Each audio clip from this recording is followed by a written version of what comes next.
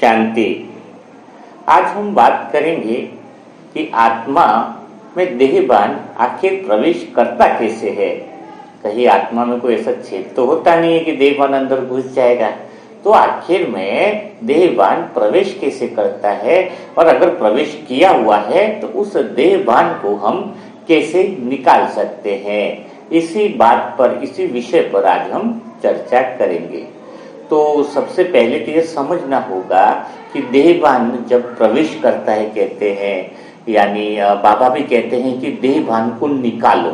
अब निकालने का अर्थ क्या हुआ, यह बात पहले हम समझ लेते हैं, फिर हम देहभान की बात करेंगे। तो निकालने का अर्थ, जैसे अगर अंगुली के अंदर अंगूठी पहनी हुई है तो अंगूठी को हम क्या कर सकते हैं, निकाल सकते हैं। इसका अर्थ क्या हुआ कि अंगूठी अलग है और अंगुली अलग है। तो जब बाबा एक बात कहते हैं कि देहभान को निकालो, देहभान से मुक्त हो जाओ, तो देहभान जब आत्मा में निकालने का अर्थ यही हुआ कि वो आत्मा से अलग है, यानी आत्मा की पर्सनल चीज नहीं है जो सदा के लिए रहती हो। यानी इतनी तो बात समझ में आ ही जाती है कि देहभान एक अंगूठी की तरह है। अंगुली में जैसे अंगूठी निकाल सकते हैं, वैसे ही देहभान एक तरीके से आत्मा से अलग है, जो उसको हम अगर चाहें तो आत्मा से निकाल सकते हैं। लेकिन जैसे आत्मा का एक निजी गुण जैसे शांति है, तो शांति को हम नहीं निकाल सकते हैं। मतलब कहने का अर्थ, शांति परमानेंटली निकल ही नहीं सकती है। जैसे कोई आत्मा को गुस्सा बहुत आ रहा है, जैसे देहभान की वजह से, तो गुस्सा ज्यादा समय तक वो नहीं कर सकता, 5 मिनट, 10 मिनट, आधा घंटा, लेकिन बाद में उसको क्या होना पड़ेगा, शांत होना ही पड़ेगा, क्योंकि शांति को आत्मा से अलग कर ही नहीं सकते हैं। आत्मा का मूल स्वभाव ही क्या है, शांति। चाहे किसी भी आत्मा को कितना भी बड़ा दुख आ जाए, कितनी भी बड़ी परेशानी आ जाए, लेकिन वो थोड़े समय के बाद आत्मा क्या हो जाएगी, रो धो करके भी आत्मा क्या हो जाएगी, शांत हो जाएगी। तो पहली बात थोड़ी सी समझ में आती है कि देहभान जो है वो आत्मा का अंग नहीं, आत्मा से कुछ अलग ही चीज है। क्या है वो भी हम चर्चा करेंगे, लेकिन पहले ये बात समझनी होगी कि देहभान जो है वो आत्मा से अलग है। शांति, प्रेम, आनंद वो तो आत्मा का स्वाभाविक गुण है, जिसको चाह करके भी कभी हम अलग नहीं कर सकते हैं। लेकिन देहभान कोई दूसरी ही चीज है, जिसकी वजह से हम आत्मा दुखी भी होती है, और यह देहभान जो है वो हमारे अंदर प्रवेश करता है। अब दूसरी जो बात आती है, पहली बात तो शायद आप सब लोगों को क्लियर हो ही गई होगी कि आत्मा और देहभान बिल्कुल अलग है, उसको हमें अलग करना। जो मेन बात आती है दूसरी, वो यह है कि देहभान फिर आत्मा में प्रवेश कहाँ से करता है, किस तरीके से। क्योंकि अंगुली में तो समझ में आता है कि अंगूठी पहनी है तो अंगुली में अंगूठी हम निकाल लिए, लेकिन आत्मा में ऐसा देहभान कहाँ से प्रवेश करता है, अगर ये बात समझ में आ जाए तो फिर हमें थोड़ा सा आसानी रहेगी कि हम उस देहभान को हम स्वयं से आसानी से निकाल सकें और बहुत परम आनंद स्थिति का अनुभव कर सके। तो जैसे कि आत्मा जब शरीर में प्रवेश करती है तो सत्युग त्रेतायुग में तो देहभान बिल्कुल रहता ही नहीं है ना। लेकिन जैसे द्वापर युग से देहभान चालू होता है, तब देहभान चालू का अर्थ क्या हुआ कि देह के अंदर जो भी देह कर्म कर रही है, जैसे सामान को उठा रही है या कुछ भी करती है, तो देह के अंदर एक जो प्रवृत्ति पैदा हो जाती है कि मैं कर रहा हूं, यानी मैं का भाव। जैसे भी शरीर ने कोई चीज उठाई है, लेकिन शरीर क्या बोल रहा है कि मैंने किया। सारे कर्मों का श्रेय जो है वो कौन ले रहा है, मैं। और वही जो देहभान है, मैं यानी अहम भाव, यानी अहंकार, यानी हर बात के अंदर क्या हो रहा है कि मैंने किया, है ना। तो जब मैं का जो भाव पैदा होता है, वही अहंकार ही, अहम भाव ही देहभान है। अब वो तो ठीक है भाई, देहभान है, देह का भाव है, देह का भान आ गया कि अब मैंने ही किया है, मैं ही शरीर का मालिक हूँ और ये शरीर की सारी कर्मेंद्रियों से कर, तो अहम भाव तो आ गया। लेकिन यहाँ पर आत्मा से अहम भाव जुड़ कैसे जाता है, यह बात भी तो समझनी होगी। क्योंकि द्वापर युग से जैसे भी एक आत्मा दूसरा जन्म ले रही है, तीसरे जन्म ले रही है, या फिर मतलब कहने का अर्थ द्वापर युग के अंदर जो जन्म है उसकी बात कर रहा हूँ, तो द्वापर युग के अंदर जैसे देहभान भी बढ़ता ही जाता है, तो कहाँ से प्रवेश करता है, पहले उसको और थोड़ा समझ लेते हैं। तो जैसे आत्मा के अंदर 3 चीजें होती है, एक होता है मन, एक होती है बुद्धि और एक होता है संस्कार। अब आपको यहाँ समझना होगा कि बुद्धि का काम क्या है ना। देहभान आत्मा में कैसे प्रवेश करता है, तो बुद्धि का एक हमेशा एक काम होता है कि आत्मा की जो भी आदतें पड़ी हैं, आत्मा के जो भी अंदर संस्कार है, उस संस्कार को पूरा करने के लिए, प्रयत्न करने के लिए, पूरी संस्कार जो भी पड़े उसको पूरा करने के लिए बुद्धि बहुत त्वरित गति से काम करती है। जैसे उदाहरण के लिए, जैसे भी मैं अपन आ गया कि देहभान, आत्मा में दो चीजें, एक तो मैं आत्मा हूं, लेकिन अब देह का भाव, जो अहम भाव आत्मा के आगे आके खड़ा हो गया। अब उस अहम भाव के कारण क्या हो रहा है, उसको आदत पड़ गई देह को कि जैसे कि सिगरेट पीने की आदत पड़ गई कि रोज जिसको सिगरेट चाहिए। अब सिगरेट पीने का संस्कार है, तो संस्कार पड़ा वो किसमें चला गया, आत्मा के अंदर, है ना। आप बात को समझिएगा। तो संस्कार को पूरा करने के लिए बुद्धि क्या करेगी, जैसे उसको सिगरेट चाहिए तो सिगरेट के लिए वो क्या करेगा कि बुद्धि ऑटोमेटिक काम करेगी, कौन सी दुकान खुली है कि नहीं, यहाँ सिगरेट नहीं मिलेगी, रात की 8 बज गई है तो उस एरिया में मिलेगी। तो बुद्धि ऑटोमेटिक जो संस्कार बन गया है उसको पूरा करने के लिए बुद्धि उसके पीछे लग जाती है।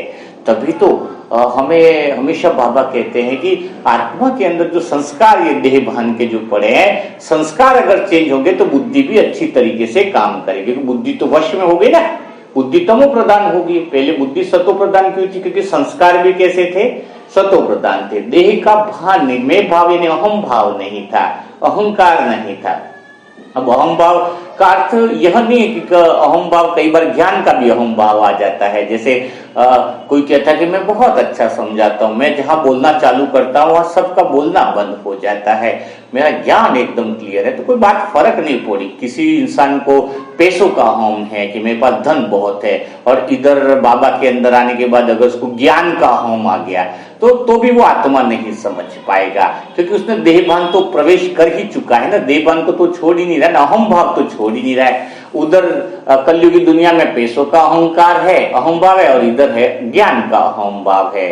तो ज्ञान का अहम भाव है तो बात तो वही हो गई। तो कहने का अर्थ क्या था, इसलिए कई बार देखा होगा कि कोई ज्ञान में बहुत अच्छी स्पीच देता है, सब कुछ करता है, लेकिन उसके संस्कार भी बस कौन से पड़ गए, ज्ञान में कि मैं ज्ञानी आत्मा हूं, मैं बहुत बड़ी नॉलेजफुल आत्मा हूं, है, और मैं जितना अच्छा ज्ञान सुनाता है ऐसा कोई नहीं सुनाता है। तो खाली ज्ञान तक ही उसके संस्कार से चेंज नहीं आ पाता है, उसके अंदर से परिवर्तन नहीं आ पाता है, क्योंकि आत्मा का तो वो अनुभव ही नहीं कर पा रहा है। अहम भाव तो उसका खत्म हुआ ही नहीं है। और जिसका अहम भाव यानी देहभान यानी देह से जुड़ी हुई विषयों के बारे में ही सोचना, शरीर से संबंधित यानी घर हो गया, पैसा हो गया, धन हो गया। फिर मन भी क्या सोचता है, काल्पनिक मानसिक वस्तुओं के बारे में ही सोचता है। मानसिक वस्तुओं में यानी जैसे अगर आपको कॉफी पीनी है, ग्लास लेना है, तब कॉफी पी लोगे, तो मन में जो मानसिक वस्तु है जो वो चाहता है वो तो पूरी मिल जाती है, लेकिन मन को तो वास्तविक चीज क्या है, जो शांति चाहिए, जो इन चीजों से मिल ही नहीं पाती है, इसलिए तो मन अशांत रहता है ना। तो देहभान यानी देह से संबंधित जो इच्छा है वो अपने अंदर लगातार बनी रहती है।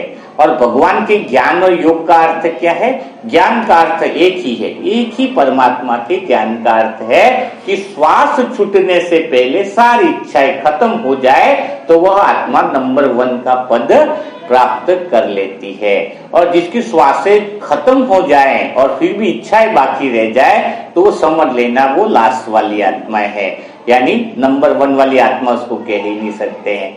अब आप कोई सोचना चाहिए कि इच्छाएं कैसे खत्म हो जाए। इच्छाएं खत्म होने का अर्थ कौन सा है, आत्मा की इच्छा नहीं, आत्मा तृप्त है, लेकिन ये जो देहभान की वजह से जो अनावश्यक इच्छाएं जागृत हुई है, अपने अंदर इच्छाएं किसकी है, आत्मा तो ऑलरेडी तृप्त है, संतुष्ट है, प्रेम से भरपूर है, लेकिन इच्छाएं किसकी है, मैं की है कि मेरे को थोड़ा धन मिल जाए, मेरे कपड़े बहुत ज्यादा अच्छे आ जाए, मेरे को ये सारी चीजें हो जाए, काश मेरे पास एक गाड़ी हो जाए। ये जो मैं की जो इच्छाएं हैं, अगर वो इच्छाएं जीते जी खत्म हो गई, इसका अर्थ क्या हुआ कि अपने अंदर से, आत्मा के अंदर से देहभान निकल गया है।